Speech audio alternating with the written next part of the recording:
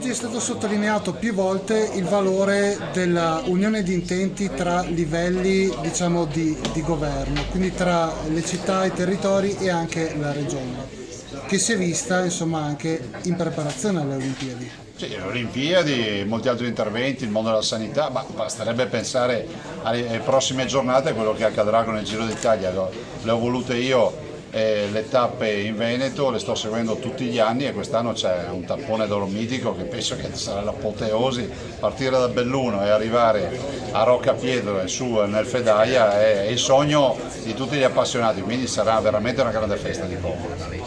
Queste sono, insomma, con lei aveva i due candidati dei due centri principali del bellunese, che saranno anche portavoce, insomma, se eletti, di istanze territoriali più ampie, perché le città più grandi spesso hanno il ruolo di portavoce. Sono due città importanti, storicamente pesanti e assolutamente un riferimento a livello regionale, lo abbiamo dimostrato in questi anni.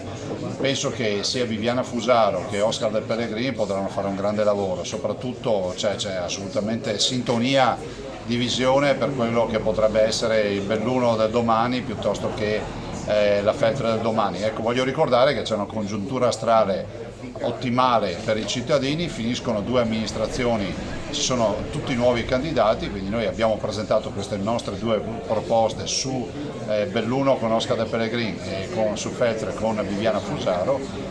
Si vada a conoscere i nostri progetti, i nostri programmi, i nostri candidati, dopo tutti decideranno in sostanziale libertà. Ecco, un invito al voto però faccio, un invito al voto, sono brutte date del voto, 12 giugno si vota solo domenica e 26 giugno se ci fosse ballottaggio, e quindi chiedo veramente ai cittadini bellunesi ma veneti in generale che avranno i loro comuni al voto di andare a votare, perché deve andare un bel segnale. Sì, Presidente, un'ultima domanda. Lei nel suo intervento ha anche ricordato come sia le Olimpiadi ma anche VAI, al di là della distruzione che ha portato, si è poi rivelata un'opportunità. E sono molte le opere infrastrutturali che sono in progetto qui nel territorio bellunese. Qual è la situazione? La situazione con Vaia, guardate, abbiamo grazie a un mio negoziato una trattativa per portato a casa 1 miliardo di euro in 3 anni.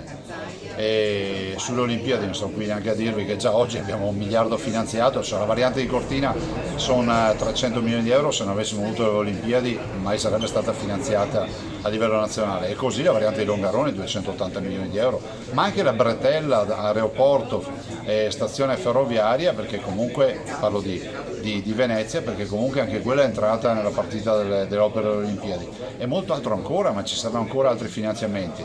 L'idea è quella, e da lì nacque quella mia idea di candidatura, di far diventare centrale questo territorio. Guardate che le Olimpiadi creeranno un nuovo rinascimento per la provincia di Belluno, e non solo, basta crederci. Comunque chi non ci crede sarà smentito dai fatti nel 2026.